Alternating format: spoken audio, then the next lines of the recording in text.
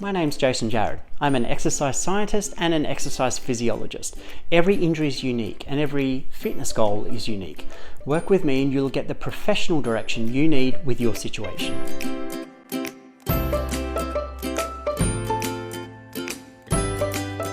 Welcome back to another video. So I have my very first guest here today, Alice. Welcome, Alice. Hello, thank you, Jason. Thanks for making the time to come on to my video and be the very first guest that I've had. It's my pleasure. Thank you for having me. Great. So essentially today Alice and I will be talking a little bit about her injuries and how they've affected her in life and how exercise has interacted with her injuries. And really any other questions that come up. So the injury that eventually just completely stopped me from running was some sort of sciatica of some kind. Yep. I don't really know whether the diagnosis that I had was correct because So just for people who don't realise, not everyone knows what sciatica is. So that's related to a lower back injury typically, and the sciatic nerve travels from the pelvis and out between the glutes or the butt muscles and down the legs. So sciatica is usually pain, numbness, or even loss of strength, tingling, these sorts of things that can originate from around the lower back, down the leg. And typically as a result of a disc bulge or something similar, sort of impinging on the nerve higher up, and then the symptoms travel and refer down. So, and that's your sciatica, and we usually know that that's a bit of a flag for a lower back injury or a lower back disc bulge. Yeah, so you had the sciatica, and what seemed to be correlated or even a result of suddenly jogging quite a bit more, or? Yes, it didn't really present itself until after I'd been, when I started to really kind of crank up the distance. So for the first couple of years I was increasing, and as I say, rather sort of hot and cold, which didn't help. And partly because I was sort of doing it on my own, and I think, if I knew then what I know now, I would have perhaps got some advice, got the sort of advice that you've given me, Jason, or joined a group or something like that, rather than just sort of regulating it myself. And I think part of the problem was that I was going rather hot and cold. And then when I really started to sort of crank up the distances to the half marathon sort of distance, and was that's when the problems really appeared. So that really compounded the issue. So you already had a bit of sciatica beforehand, but then you're feeling really motivated. And I've spoken about this coin, the coin of motivation before. And that's when you're either way too motivated, and this is what I think you had, Alice. You were just feeling super motivated and jumping into it. And that can lead to an injury or exacerbation of an existing injury, or the other side of the coin, which is no motivation and people just don't go in. So you're more of a motivated person. I've had a number of clients like this. They've got a lot of motivation, particularly new clients, really motivated. They start coming in full on, and then they get an injury, and then they can drop off completely, so they lose all motivation. So it's important to get that balance, isn't it? And absolutely, so important. That's exactly what happened to me, Jason. And I think, as I say, now I'm understanding that as a 60-year-old thinking about and when I eventually did get back to running after my years of not running because of the injury, I realise it's something that I mean, it's hard, and I'm much slower than I was, but it's something that I really do enjoy. I mean, even though it's that, as people watching I'm sure will relate to the idea that you kind of hate it and you love it at the same time. Because it's hard. But isn't it important to focus on the bits of it that you love? So all exercise, I think, should be hard work. Yes. But if you don't enjoy the exercise itself, that's fine. But typically people can enjoy that feeling of either accomplishment after they've done it, or even the endorphin rush, if you're one of those lucky people who gets an endorphin rush after exercise. And the process itself for jogging is, because it's so repetitive, can be quite meditative as well. Yes, that's so true, Jason. Actually, when I say I hate it and I love it at the same time, that's probably not quite. It's that, as I was saying to you the other day, I wish I was one of those people who just just bounded out the door when they're looking forward to going for a run. And I still kind of have to fight with myself a bit, getting myself out the door. And even though, and now I know I'm going to be really glad I did once I do, for all of those reasons, because and that's one of the reasons why I want to sort of continue running and think that it's something I can carry through into my older age, because it gives me a fantastic sense of satisfaction, a great sense of physical strength, a sense of, the satisfaction is not just from feeling strong and healthy. It's the fact that it's kind of like, it's that wonderful feeling of sort of mind over matter. I didn't really want to go out, and it was cold, or it was, and I made myself go, and I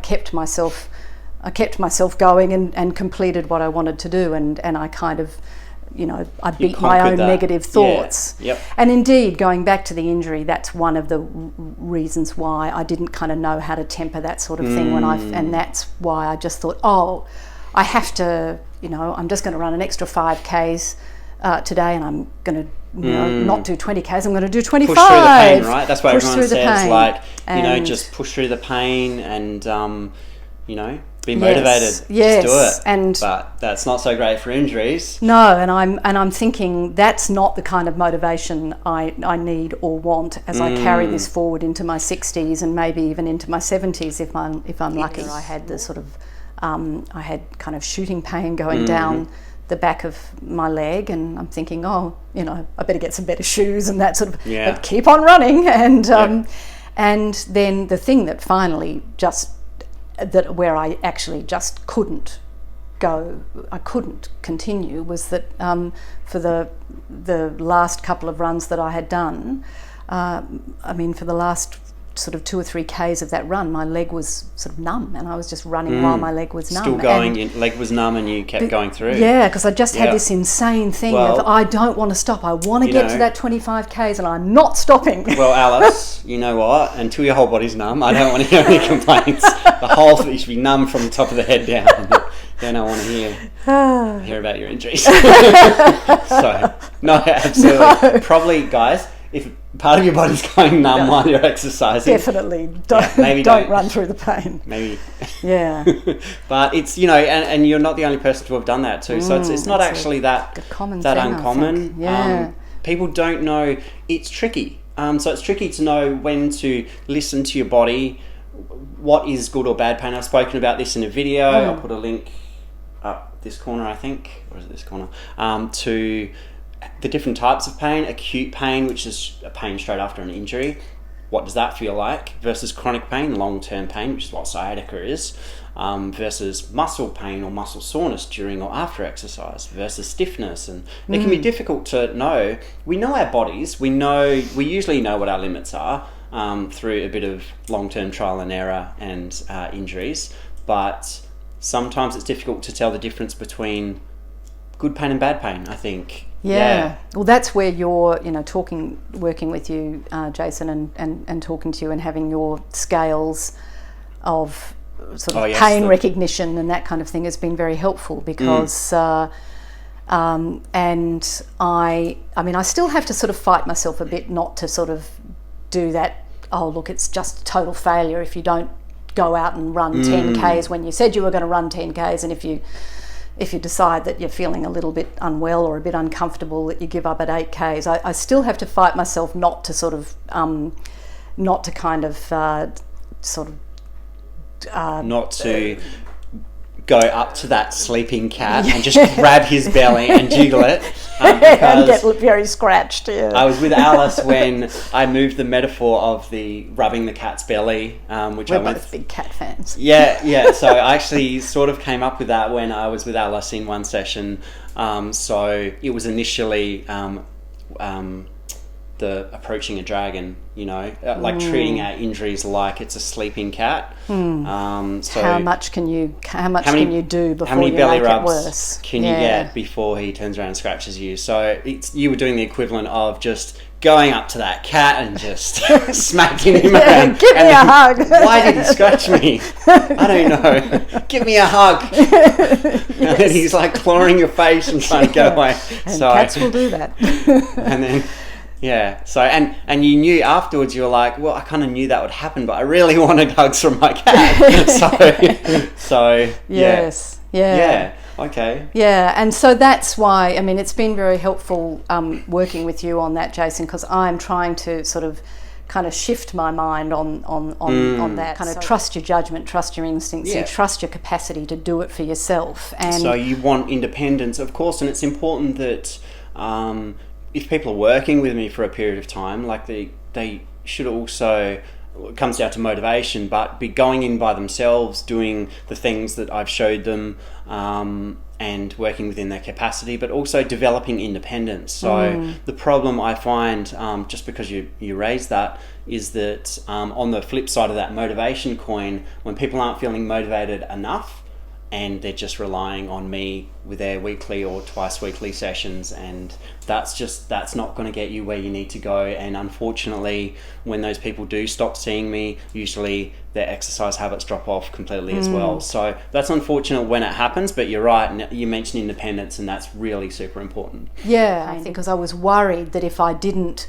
sort of have these great achievements, that one, that would mean that I wasn't motivated enough to do it, or two, that I wouldn't be able to sort of find the sort of moderate spot, and I wouldn't have the judgment to not, it had to be extreme or nothing. Somehow I think in my mind I translated that's what my motivation was going to be, and that's what was going to keep me going if I had these sort of great leaps forward. And working with you has made me feel that I can also just be a little less kind of tough on myself in one sense. I mean, I feel this, I'm trying to sort of break the kind of feast and famine thing with fitness too, because I do go and I'm getting much better at it, going through, when I did finally get back to running some years ago, sort of going through these periods of great activity and then hardly any. I mean, I would say that throughout that time, over the last, since I started running again 9 years ago, or 8 years ago, it's been a constant thread, but it hasn't, it just hasn't been consistent enough, and that's what I'm trying to the sort of understanding sort of the right motivation, I think, is the thing that's going to help me keep it consistent. What do you think, Alice, has been the main barrier to keeping it consistent then?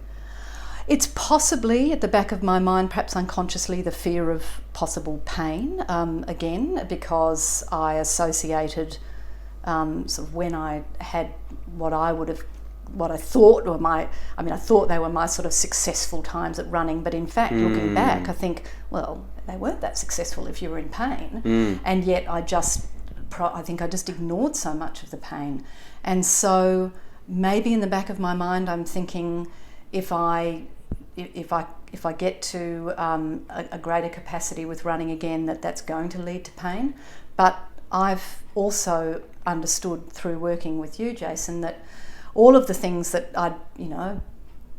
things that I'd been given to do by various practitioners over the years, sort of various floor exercises, and I'd been very sporadic with them. You've given me a few very comprehensive, easy to do, and quite relaxing exercises to strengthen things like the glutes, which is which just seems to be making a huge difference to me, because I was finding just in recent times, if I didn't run, I had the sciatic pain, and then if I did run, I got it as well. And I was trying to kind of get that balance of sort of, trying to sort of build up my capacity and my speed and my distance with very, very tiny increments. And I was still having some pain, but since I've been doing my exercises and just really making them a part of my day, I haven't had any pain at all, and it's the first time I could really say that for a That's great. very long time. That's great. And of course, like you mentioned a little bit earlier, we've spoken about that pain scale.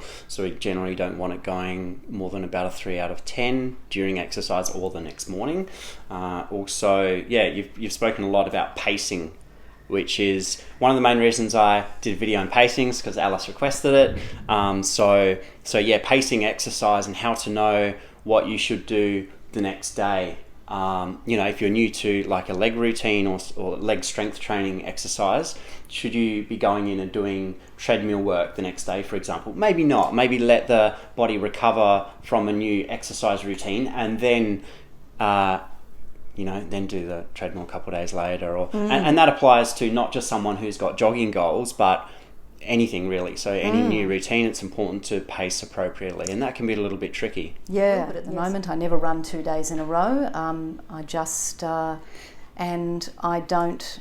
And again, going back to the sort of, I think it's a big question for all of us. What is going to keep us motivated to and sort of take charge and to be able to say, in 15 years I'm still. I'm still doing this thing, or whatever your choice of. It's really about thinking about the bigger picture, I think, rather than the smaller picture. Yes, so exactly. Yeah. Projecting ahead, it might be difficult at times because often we're impatient. We want things now, and we want that achievement feeling. But it's really focusing on the baby steps often, I think. So not just putting one foot in front of the other, because when we try to leap too far ahead, that's when we're putting ourselves at risk of injury or exacerbating our current injuries. So and that's really what this is all about, isn't it? It's about appropriate pacing of exercise, listening to our body too. And this is one reason why I like people to record their exercise and their workouts with either an app or however you want to record it, because you'll still get that feeling of success. So if you're recording, today I jogged instead of 4 kilometers, I jogged 4.2. It might not seem like a lot, but it's a step. So as long as you can see it, and you start graphing your little steps over a month, over 2 months, you're still getting that sense of achievement, even though they're little steps. And I think that's important long term to record everything that we're doing, and you'll move your focus away from trying to do big steps to get that sense of achievement as well. So that's a very good point. Yeah. And I guess, Alice, I've talked about a teacup metaphor for chronic pain. So, and that's all the lifestyle factors. I've spoken about that in a previous video. So in the teacup metaphor, it's not just exercise which can exacerbate our pain or our injuries. It's all of the lifestyle factors being some big ones that people often get, and I've had a lot of this week actually. A lot of sickness going around Melbourne this week. So a lot of flu, and people with chronic injuries, back injuries, whatnot, are getting flare-ups in their symptoms because they're getting the flu, and they're like, I'm getting pain, I don't know why, and they're sick. So and it's not intuitive. So I guess for you, and another big one was sleep. So if you don't get enough sleep, that can be a huge cause for flare-up of chronic pain. Now, for you though, Alice, have you noticed anything in particular, whether it's sleep, illness, nutrition, anxiety, anything that's contributed to flare-ups of your sciatica or other chronic pain? Well, it never really occurred to me to sort of look at what I was doing in other parts of my life, and it's not intuitive at all. And a lot of people don't realise it, that all of those lifestyle factors can have a massive impact. And we're talking about chronic pain primarily here. So all those lifestyle factors, nutrition, and my understanding is it's linked to chronic inflammation. Chronic pain and chronic inflammation are tightly linked. So anything that can increase your body's level of systemic inflammation can make a chronic injury and chronic pain worse. And anything what can contribute to chronic inflammation. Bad nutrition can lead to chronic inflammation. Not enough sleep over the long term can lead to that. All anxiety and depression, illness, at least short term, can lead, your body's struggling and your immune system's suppressed and struggling. And so any of these things, anything in your life that contributes basically to more stress on your body can cause that flare up. So unfortunately, what people often do is they just focus on the exercise proponent. They might think, I didn't do anything different this week in my exercise, how come my back's sore? Like I did the same, I did planks the same, I did squats the same. How come my back? I must have done something wrong. Not necessarily. It can be any of those lifestyle factors. Think about it. Did you have a crap night's sleep, or have you been sick? And that stuff's just as likely to lead to an exacerbation. Yeah. Yes. And yes, again, when you're not sort of thinking about all of those other parts of your life, and this is certainly the mistake that I made then, was you think, well, look, I can run, surely I must be fit. I can run 20 Ks and I kind of, I sort of kind of feel great when I've done that, but then now I have this pain. And so yes, I suppose what I'm saying is that you can think that your sort of your physical fitness capacities are the only measure of whether you're strong and healthy or not, and sure. and in fact you might be running 20 Ks, but you might have you might get no sleep and have terrible diet, and it's going to catch up with you at some point. That's right. And I've seen clients who have crippling and clinical levels of anxiety or depression, and when they've managed to address the underlying issues that led to those anxieties or depressions, their energy levels start to rise, and they have more to bring with them into exercise, and their capacity increases. And that's, again, that all ties back to that teacup, doesn't it? So exercise isn't the only thing that creates your capacity. It's all of those lifestyle factors. It's sleep, it's nutrition, it's all of those things. What would you say, Alice, has helped with your capacity the most for you, with your symptoms related to jogging, your sciatica related to jogging, I guess, is what we're focusing on? What would you say over your journey has helped the most with the lifestyle factor that you change? And it doesn't have to be exercise. It's not a leading question. No. And I'm an exercise physiologist, but just for you, for your personal story, what would you say has helped the most? Well, exercise. Exercise is the answer. Well, it is exercise. Well, I think I even though I have been a runner, I kind of think in this phase of being a runner, I'm really kind of starting all over again.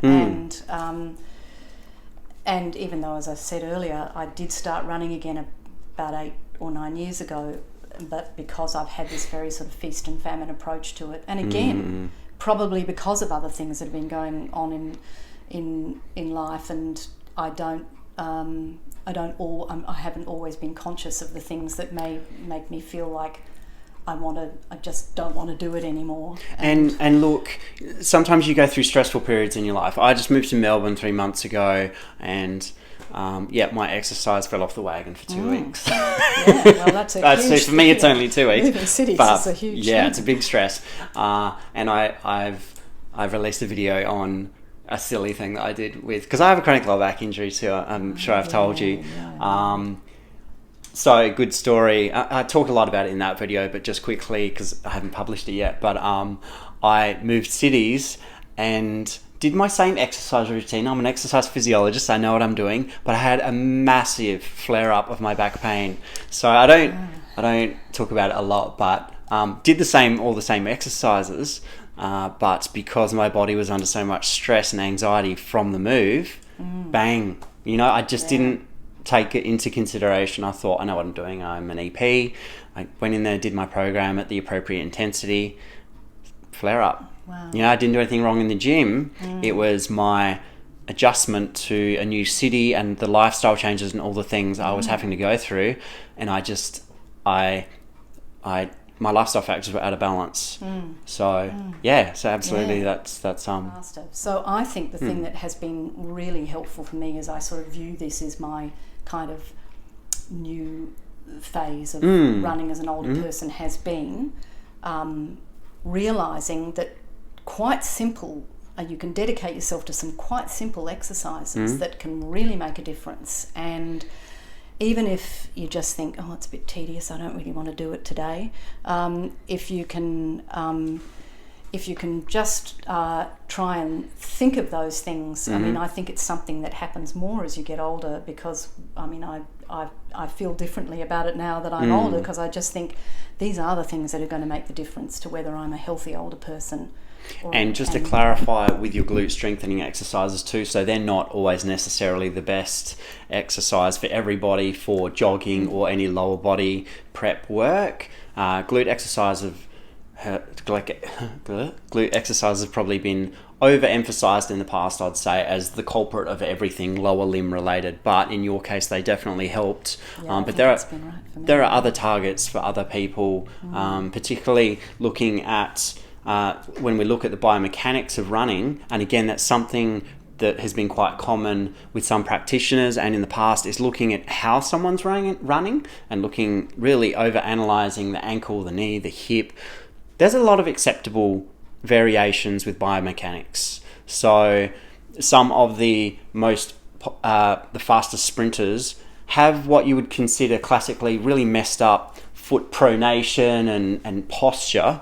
They're fine. They've got no injuries. They've got no pain, but they're doing fine. So we've moved away from this position of really analysing someone's biomechanics when it comes to more sport type exercise. So things like jogging, but yeah. So you can have acceptable variations from the norm, as long as you're sort of not getting pain related to injury.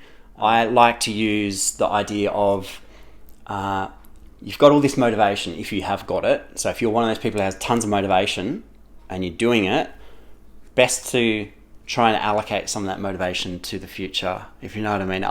Something that I've always done that seems to work for me, I'm like, I'm just going to do what I need to do today and push some of that into the future when I need it. It's like you mentally step back and store it away for later, that motivational really energy.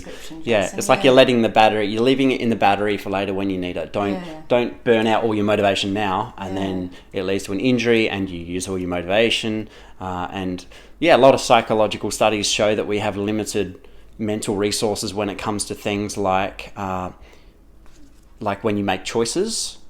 So I'm not sure how it applies to motivation. I imagine it's quite similar, that we have limited amounts of motivation during the day and during the week, and we need to allocate it appropriately, really. So. And that brings us into mindset and some of the negative thought traps that people fall into when it comes to mindset and thinking about whether it's nutrition or exercise, that we focus on those small wins, try not to overgeneralize negative things, try not to engage in fortune telling, that bad things will happen when we don't know that. Try not to mind read what other people are thinking. So we're going to be really careful about, and that's tapping into cognitive behavioral therapy stuff as well. So just being really careful with what we're thinking, what we're bringing into exercise, and just being gentle with ourselves too. So just not being too harsh, and just taking it one step at a time and enjoying the process. Yes, a very good point too. I mean, part of the same side of the coin. Enjoy it. Don't sort of flagellate yourself if you've had a bad day, you're only going to make this thing a part of your life if it means something to you. That's right. Yeah. Yep. You can flagellate yourself if that's part of your exercise routine, and you're getting a good bicep workout from it. That's true. That's fine. If that's your thing, then I'm on board. So that's not a problem. But that's excellent, Alice. Thank you so much for joining me today. Oh, thank you, Jason. You've been so helpful to me. Just seeing you this last few weeks, it's really put my thoughts in perspective, and it will sort of coagulate in my mind more, in the coming weeks. But it's been really helpful. Beautiful. No, I'm pleased to hear that. Thanks for joining us again, guys. So please be sure to subscribe, like the video if you like the video. I will do more interviews and chatting with clients who I think will be great to relate to and have good stories to tell. And thanks for joining us. Thank you.